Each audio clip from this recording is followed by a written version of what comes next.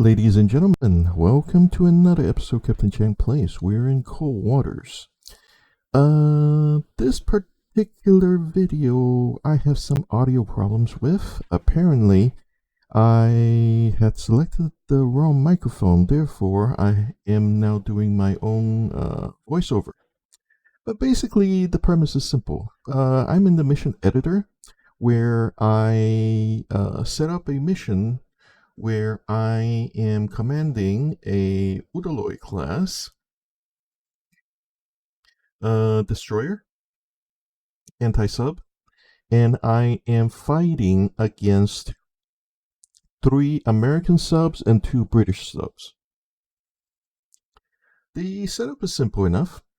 The basic question is, will I have enough munitions to kill all 5? And I guess this is as good time to find out as any. I think I'll start calling this the reverse Udaloy challenge, just to prove that you know how to prosecute submarines and multitasking. Because you will, let's say this will get very frantic. Because a lot of these subs will throw missiles at you and torpedoes, and you'll have to fight all 5 subs at once. As I said, it can get really exciting. It's recommended that you play in the realistic level, and as you can see, I am in command of Marshal Vasilevsky. I'm sorry, I don't speak Russian. I am loading 2 decoys just in case. You'll find that this comes in very handy. I am unloading these anti-surface torpedoes and electing to add 2 of the decoys and 2 of the regular SET-80s. Unfortunately, we cannot increase these cruise missile-looking things. These are actually crew rocket-delivered torpedoes. It's basically a UGMT-1 slung underneath it. It's the Russian version of the Azrok. Except it goes out a regular cruise missile bay. Wow, there's so many civilians around. I'm dropping the, obviously we need to send out the tow decoy. And I should be launching helicopters very soon. Oh, boy, this one's close. He's less than 8 kilometers away. Wait. And immediately feed him a torpedo.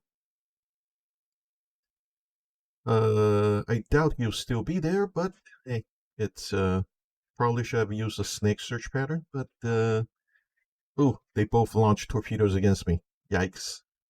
Okay, we're dodging to the west. Okay, there's another one. I'm marking their positions, or at least the last known positions. Okay, launching another torpedo at them. And I'm going to start dropping torpedoes. Uh-oh, somebody is launching cruise missiles. Launching interceptors.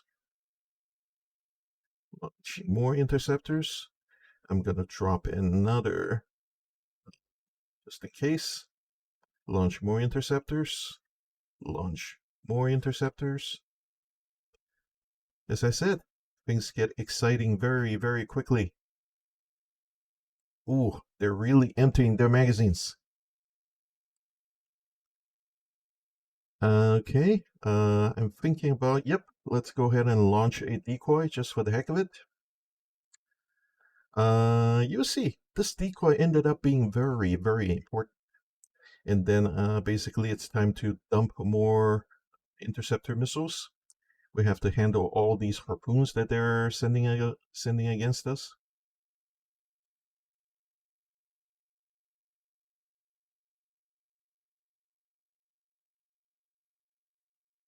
Someone else is still dumping even more harpoons at us. So I'm basically emptying out this entire cell of 8.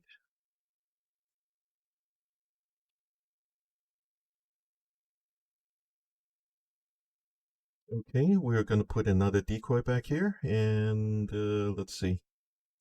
Might as well launch. Might as well finish the whole cell. So because if you don't finish the cell, the next block of 8 doesn't load.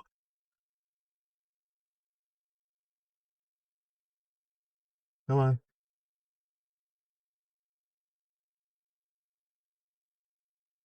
Okay. Okay. Got a torpedo there. He's already dropping decoys.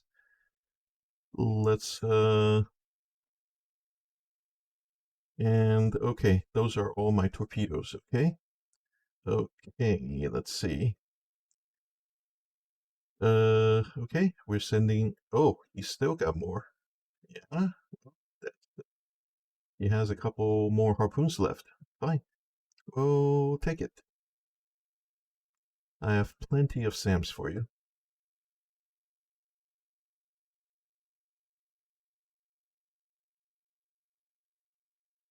And let's drop 1 or 2 against S4.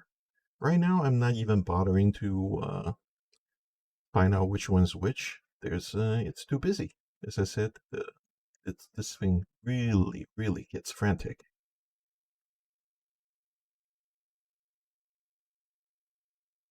Let's drop another torpedo right there, because it looks like there's more than one sub in that area. Okay, as I said, finish out the cell, so we get the next block of 8 loaded. And you'll notice I'm only going 15.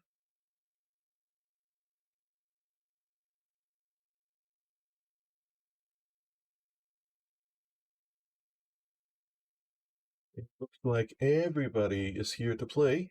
There's one hanging way back, but I already dropped the torpedo on there.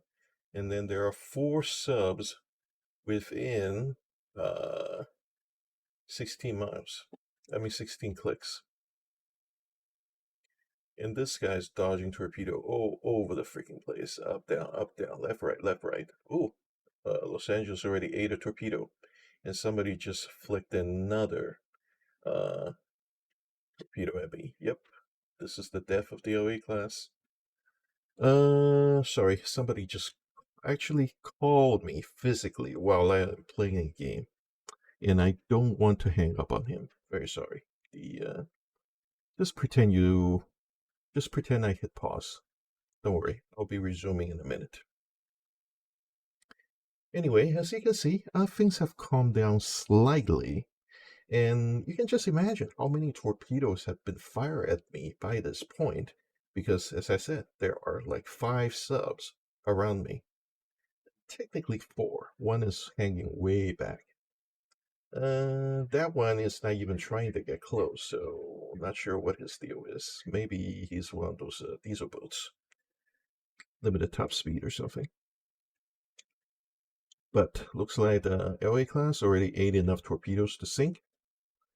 And I'm dropping, basically I'm using all of my close-in, well, actually, these are technically considered standoff anti-sub weapons. And I barely use my helicopter because I'm too busy. Too busy shooting. Okay, now we're back. Yep, LA is dead. And there's S5, S4, and then S6, and then S8 in the distance. I have no idea who you are. I have a feeling, yeah.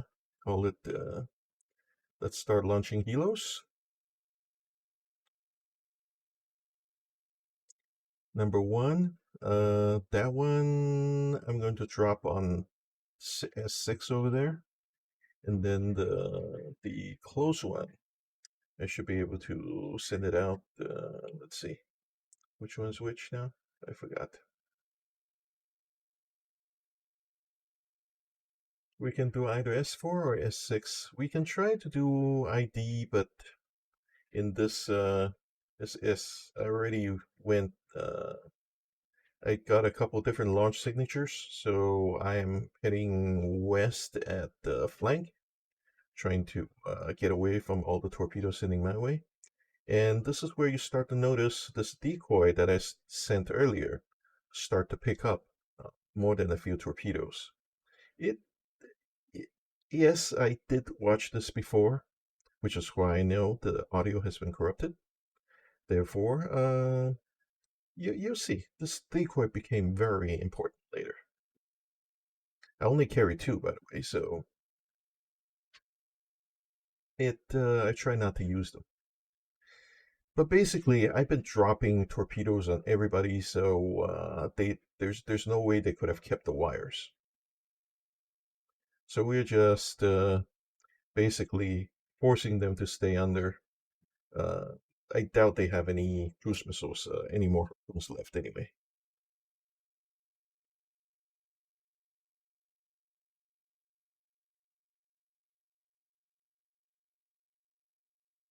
Okay, here comes one of the torpedoes aimed at my old location. But as you can see, I've already moved like 4 kilometers by now.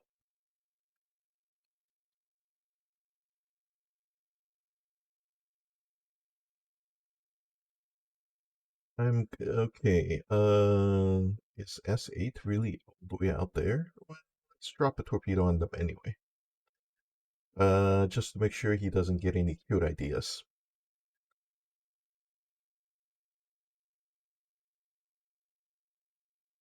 And I'm launching a torpedo this way, so anybody, somebody will be thinking about, will have a lot to think about when they travel these very busy waters. Especially because this Churchill is thinking about coming back here. On the other hand, as soon as I launched, he started turning away. Now look at this. There's like four. There's like 4 or 5 different torpedoes when I was heading that way. And you can imagine there's probably a couple of torpedoes heading this way as well. It's they shot it this way because I'm going this way really fast. So I'll probably be turning north pretty soon. So we can get behind these torpedoes while avoiding everything that was being fired that way. And pretty soon. Okay, and okay. The Helix is going to be dropping on this guy that was there. Okay, so that's a skipjack. Remember, only the bearing is true. The position is often mistaken, especially consider that the noisemakers are all the way up here, as well as the old track, so he's up here, not down there.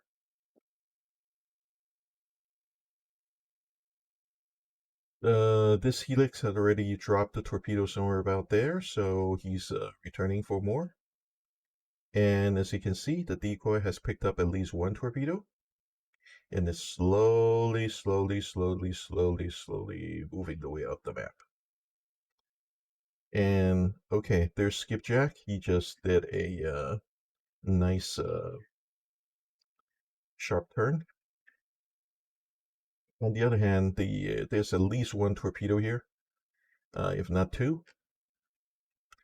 Also, you may have already noticed, but my torpedoes are showing white lines, and the NATO torpedoes are showing green lines, green trails. Keep that in mind. Okay, here's comes in another one. That's either from S6 or S8, doesn't matter. So as I said, we're kind of moving that way because I want to get a little closer. Uh, so I can use the RBU, but this RBU is a 6,000, which means it has a 6 kilometer range. 6 kilometers is pretty point blank already. I mean, uh, the most of these torpedoes only have a 14 to 20 kilometer range, and obviously torpedoes don't go that fast.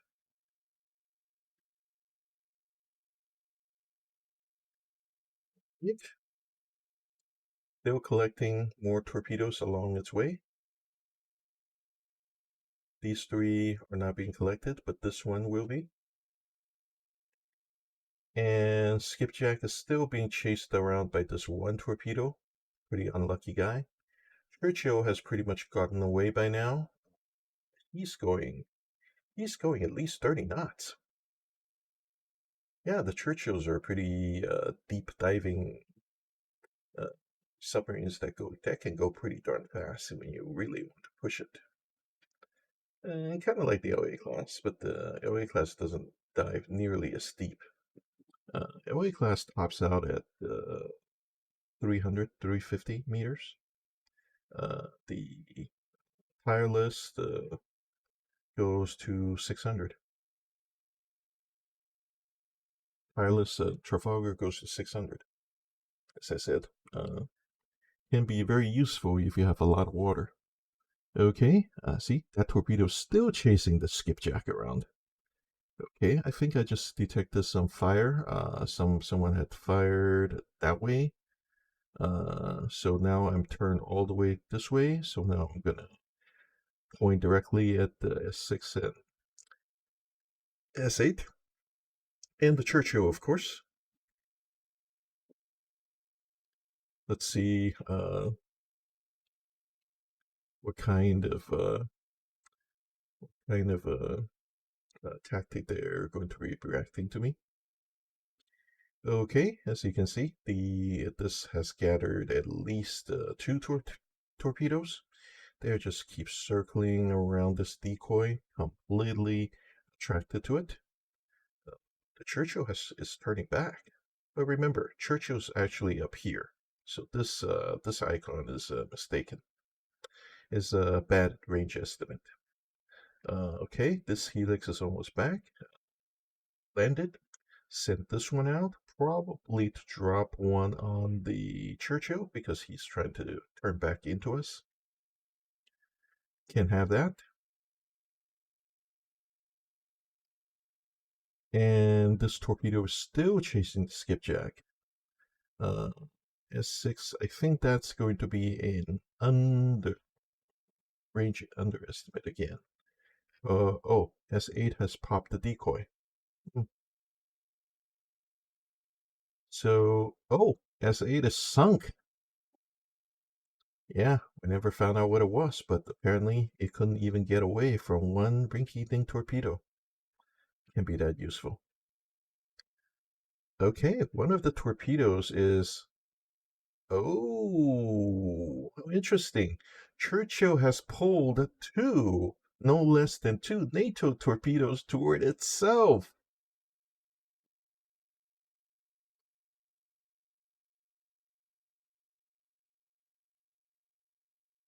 In that case, let's take the helo and drop some torpedoes on the narwhal instead.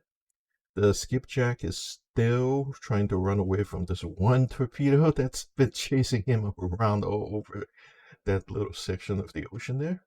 That's kind of funny. Yeah. And Churchill has managed to pull at least two of these ad caps toward himself. These are not my torpedoes, as you can see. These are green. These are green torpedoes that are chasing Churchill. Oh, poor Brit. If he got killed by American torpedoes, there's gonna be.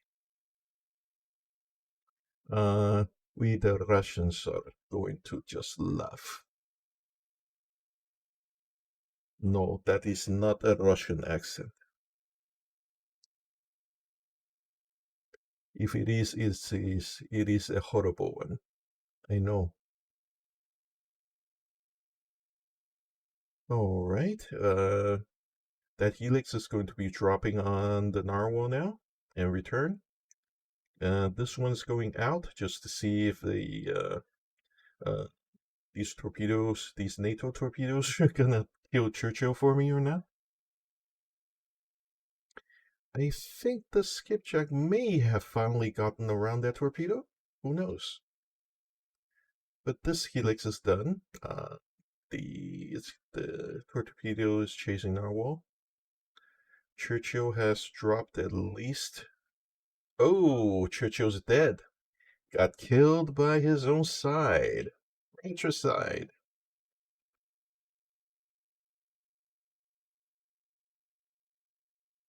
Oh, this one decoy. That's one sub down.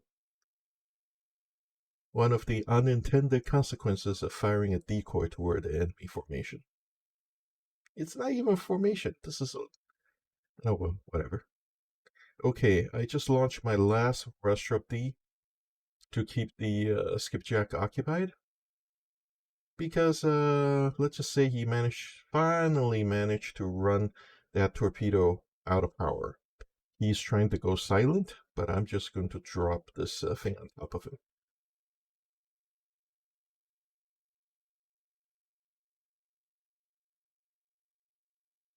And then we're going to send the helo over there to, let's just say, add another element of a surprise.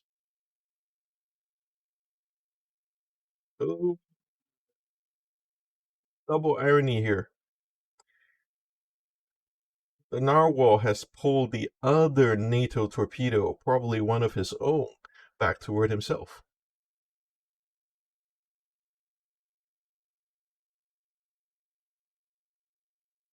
Yeah, this decoy may have caused their own two submarines. Okay, let's zoom in a little bit. Narwhal is trying to run away very, very fast.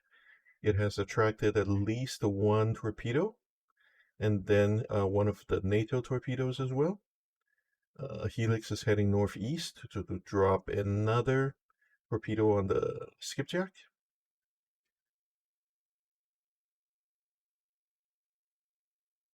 In the meantime, I am turning east in case somebody has fired some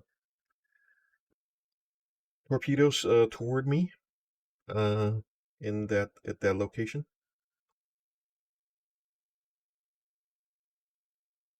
Helix has dropped and is now coming back. We'll worry about skipjack a little later. Okay, Narwhal has managed to done a smart thing. It has managed to let the decoy pull the torpedoes away from him again. But let's see if he's smart enough to stay away from the decoy, because those torpedoes will easily find him again if he doesn't stay away.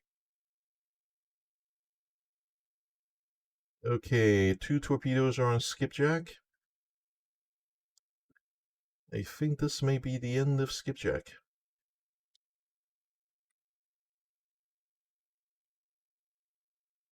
Skipjack's getting sandwiched.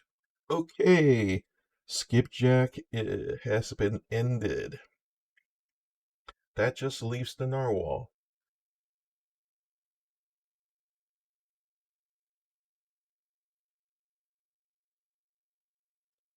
Unfortunately, this also means I'm now completely out of any standoff ordnance for the standoff anti-sub ordnance that goes beyond 10 kilometers, except for these little itty-bitty Helix helicopters.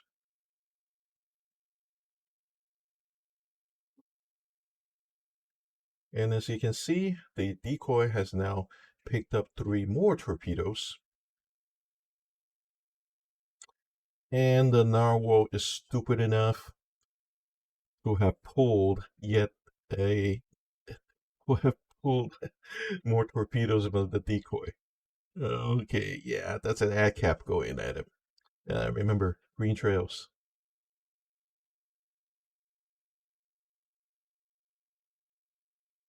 Right? Yeah, that one's white. So that's one of mine, one of theirs. Oh, they're really going after the narwhal now. The third one just turned the other way. So I doubt he's going to follow the other 2 torpedoes.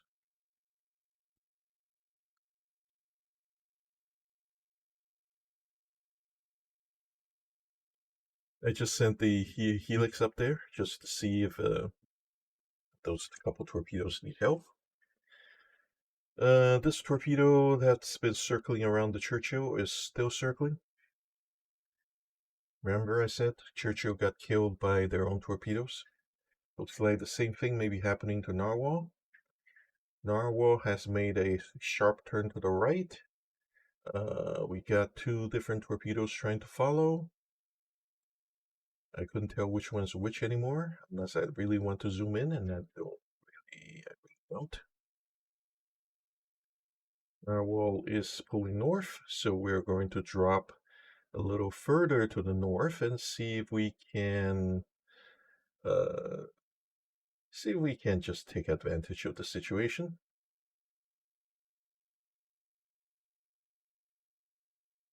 Let's send the other chopper up there as well. Okay, this is the end. Narwhal had already been hit once, and now a second torpedo hit. It means the end of Narwhal. It is sinking. Sinking, sinking, sinking.